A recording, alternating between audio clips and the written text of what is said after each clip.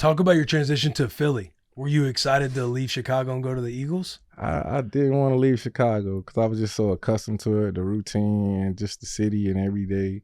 But going to Philly was a huge jump. Like, I'm like, oh, like when I got there from day one, you can ask Brett Selleck. And we got to practice and we was doing, I said, oh, we're going to win the Super Bowl.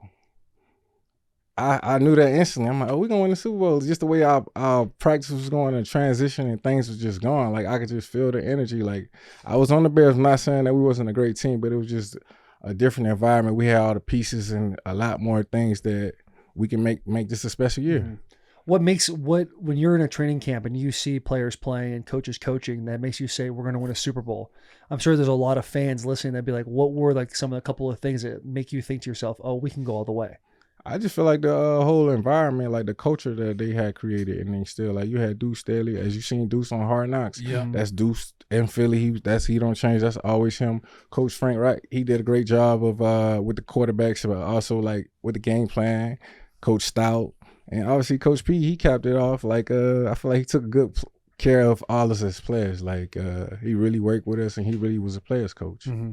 When you were in free agency and you signed, it was a 1-year deal, right, with the Eagles? What were you kind of weighing? What options were you weighing during free agency to ultimately make you sign? Because you play your contract out with the Bears. I don't know. You can. Did they offer you to stay with Chicago, or because you end up ultimately like when you're a free agent, you take a 1-year deal. I think it was like for $14 million. You're kind of going on a prove it deal to get something bigger. Like what kind of options were you weighing when you were in the middle of free agency? $14 million prove it deal. Yeah, crazy. like because. Yeah, I mean, but ultimately, it's like once you hit free agency, you're trying to find like a 3 or 4 year deal where you can kind of stick somewhere versus having to sign a 1 year. Have some more guarantee involved too. Yeah. It was, and also I had a previous relationship with some of the coaching staff. Mike Vrabel was my receiver coach from the Bears, so he was on the Eagles too. He was a huge impact in that decision. Deuce Staley, and it was a guy in the scout like Dwayne, we call him DJ, and Joe Douglas was there too. So we all had previous relationships, but I would say it came down to I wanted to stay in Chicago, but it was kind of like give me the runaround.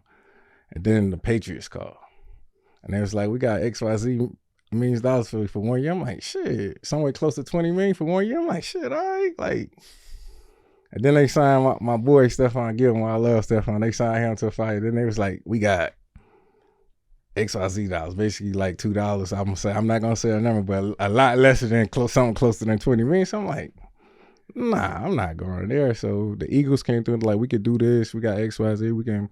You can earn up to this and just give us a chance and let's see. And they promised me that they'll give me a contract extension if everything goes well. So it all worked out. You said you can earn up to this. So there's obviously a bunch of different things in your contract, like escalators. What were the escalators in your contract? I feel like making the Pro Bowl, Super Bowl, playoffs. Was there like certain catches or yards or anything like that in there too? Yeah, touchdowns and yards. Were you ever a workout bonus guy? I had that in there, but but once I'm like, nah, I'm not. I don't want that. You don't want the workout bonus? Nah, I don't want that. I don't want to be tied to having to be there in OTAs. Yeah, I don't want to be, because I feel like also we only got so much time that you can spend with your family and friends and loved ones. So I'd rather spend that time with them than, no offense to my teammates. You'll get your work in. But you'll get your work in. That was always such a hard thing for me the first couple of years. You see like older guys not do OTAs and you're thinking like, how do they do that? And then eventually you get older, you're like, oh, I see exactly why they do that. You need as much time as you possibly can. You talked about the Eagles and the relationships you had that were at the Bears, that were at the Eagles. You seem like a guy that like really cherishes his relationships. For you growing up, like what were those special relationships that helped you get to where you're at now? I would just feel like my parents, like just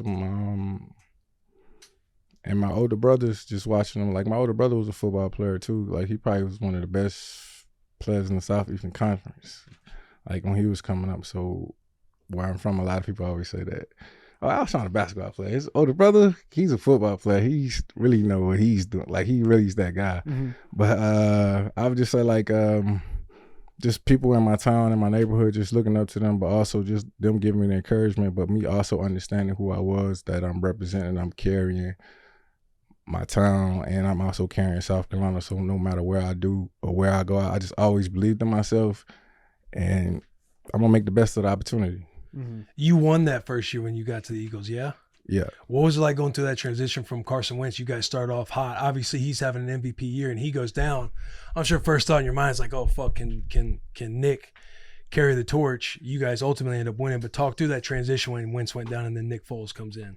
I think it was tough for our team. Like, it definitely was a blow. Like, that game against the Rams. Like, and I wasn't too sure, like, what was wrong with him. I just know that he just couldn't move the station there, like, on the throw he made that he couldn't move. And I'm like, and then we go to the locker room. Before we go to the locker room, they was like, Nick may be up. So, but I've seen Nick every day in practice, so we already seen it. I'm just like, it's just probably about his opportunity. And then once we got in the Rams game, man, we made a few plays, a few throws, and Nick was just getting his confidence. And then we played New York the next game, and he made an audible check that, like, oh shit, like,